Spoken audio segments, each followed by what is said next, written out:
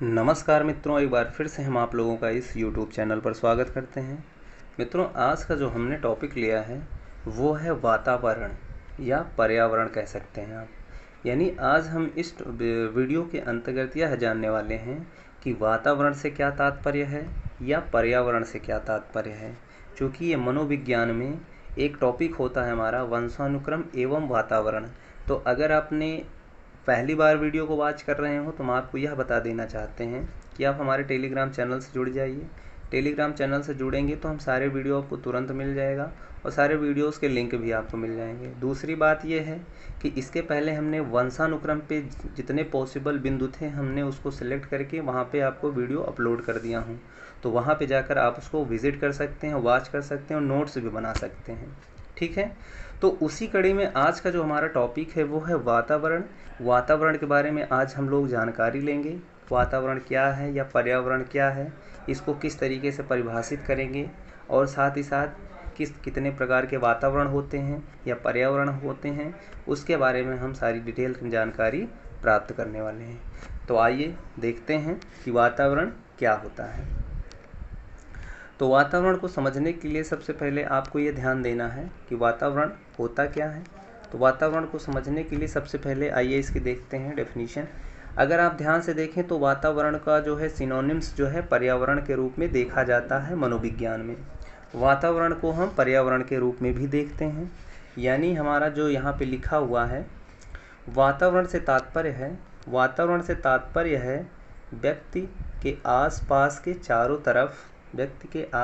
चारों तरफ उपस्थित परिस्थितियों से होता है। यानी व्यक्ति जहाँ पे रहता है उसके आसपास किस तरीके का वातावरण है या किस तरीके की परिस्थितियाँ हैं, उसी परिस्थिति को ही हम लोग उस व्यक्ति के लिए उसका वातावरण बोल देते हैं या उसका पर्यावरण बोलते हैं। और अगर हम बात करें कि यहाँ पे पर्यावरण से क्या तात्पर्य है, पर्यावरण से तात्पर्य ये है कि पर्यावरण को हम दो शब्दों से मिलके बना होता है।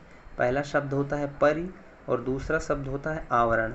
यानी इसका संधि विच्छेद करें तो पर्यावरण को लिख सकते हैं परिधन आवरण।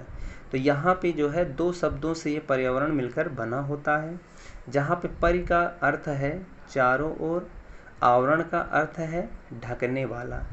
तो अर्थात पर्यावरण का शाब्दिक अर्थ हुआ चारों ओर से ढकने वाले परिस्थिति को ही हम लोग पर्यावरण की संज्ञा दे देते हैं।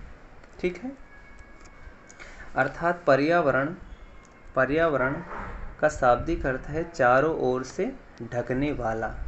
जो चारों ओर से ढकता है वही हमारा क्या हो जाता है, पर्यावरण या इन्वायरमेंट हो जाता है।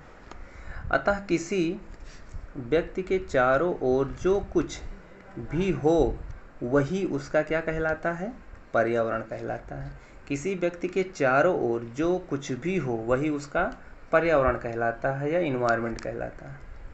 अब आइए देख लेते हैं कुछ परिभाषाएं पर्यावरण की क्या है, किस तरीके से मनोवैज्ञानिकों ने डिफाइन किया है। तो सबसे पहले हम बात करते हैं डगलस तथा हॉलैंड के अनुसार। डगलस तथा हॉलैंड ने पर्यावरण को किस तरीके से परिभाषित किया है वो आइए देखते हैं। तो इन्होंने कहा है कि वातावरण शब्द का प्रयोग उन समस्त बाह्य शक्तियों, प्रभावों तथा दशाओं के सामूहिक रूप से वर्णित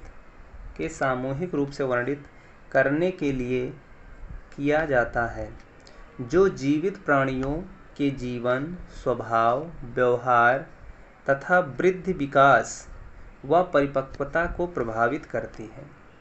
एक बार फिर से देख लेते हैं। डगलस तथा हॉलैंड कहते हैं वातावरण शब्द का प्रयोग उन समस्त बाह्य शक्तियों, प्रभावों तथा दशाओं के सामूहिक रूप से वर्णित करने के लिए किया जाता है, जो जीवित प्राणियों के जीवन, स्वभाव, व्यवहार तथा वृद्धि, विकास व परिपक्वता को प्रभावित करती है। यानी इसमें अगर आप ध्यान से देखें तो किसी व्यक्ति के लिए पर्यावरण क्या है, यह एक बाह्य वातावरण होता है। और यह जो वातावरण होता है इस बाह्य वातावरण में बाह्य जो शक्तियाँ होती हैं, जो प्रभाव होते हैं, जो दशाएं होती हैं, इन सब का सामूहिक रूप से वर्णन करता है, जो कि जीवित प्राणियों के जीवन, स्वभाव, व्यवहार तथा वृद्धि, विकास में परिपक्वता को प्रभावित करती है। अगर यह ना हो तो हो सकता है किसी बालक कोई बालक परिपक्व कैसे होगा, कैसे समझा जाएगा, ये हम लोग डिसाइड नहीं कर सकते हैं। तो और यहाँ पे आगे वुडवर्थ साहब क्या कहते हैं, वुडवर्थ के अकॉर्डिंग देखिए पर्यावरण क्या है। तो वातावरण में वे समस्त बाह्य तत्व आ जाते हैं, वे समस्त बाह्य तत्व आ जाते हैं जिन्होंने जीवन प्रारंभ करने के समय से व्यक्ति को प्रभावित किया हो। यानी वुडवर्थ कहते हैं कि वातावरण में वे समस्त बाह्य तत्व आ जाते हैं, वे समस्त बाह्य तत्व आ जाते हैं जिन्होंने जीवन प्रारंभ, यानी जैसे बालक पैदा होता है या गर्भावस्था में होता है तो वहीं से करने के समय से व्यक्ति को प्रभावित किया हो। यानी जब गर्भावस्था में रहता है बालक, वहीं से उसके पर्यावरण या वातावरण पर प्रभाव पड़ने लगता है और वो जीवन पर्यंत तक चलता है जब तक उस व्यक्ति की मृत्यु नहीं हो जाती है। तो वुडवर्थ साहब का यह कथन है। अब आगे देखें तो वातावरण को दो भागों में हम लोग डिवाइड कर सकते हैं, दो भागों में बांटा जा सकता है। पहला भाग है आंतरिक वातावरण, दूसरा है बाह्य वातावरण। इस चीज़ को ध्यान से देखिए, पहला है वातावरण आंतरिक वातावरण, दूसरा है बाह्य वातावरण। ठीक है, वातावरण को दो भागों में बांटते हैं। अब आंतरिक वातावरण से क्या तात्पर्य है यहाँ पे, इस वातावरण से तात्पर्य व्यक्ति के शरीर में विद्यमान परिस्थितियों से है, अर्थात शरीर के अंदर की परिस्थितियों से है। यानी शरीर के अंदर की जो भी परिस्थितियां हैं उससे भी बच्चा प्रभावित होता है या बालक प्रभावित होता है। कहने का मतलब जब गर्भावस्था में होता है, यानी पैदा होने के पहले वो गर्भावस्था में होता है, तो उस दौरान बालक के ऊपर जो प्रभाव होता है या उसके चारों तरफ जो भी वातावरण वहाँ क्रिएट होता है गर्भाशय में, वही उसका आंतरिक वातावरण हो जाता है।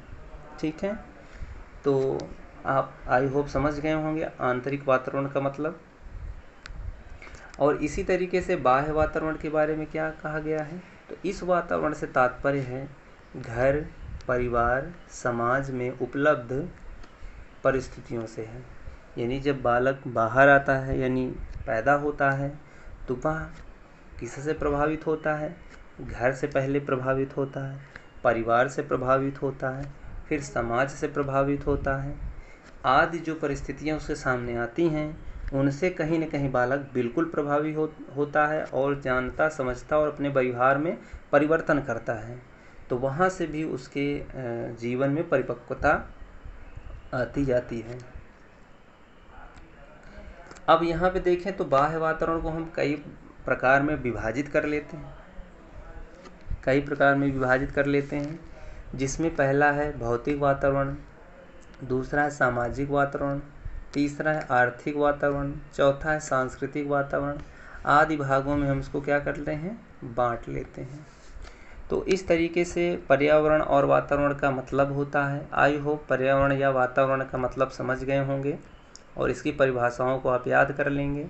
और इसके आगे हम जब वीडियो बनाएंगे उसमें हम वातावरण या पर्यावरण का महत्व बात करेंगे और कुछ और एडिशनल जानकारी हम लोग प्रोवाइड करेंगे। इस वीडियो को हम यहीं तक रखते हैं, फिर मिलते हैं नए वीडियो के साथ। तब तक के लिए मित्रों, जय हिंद।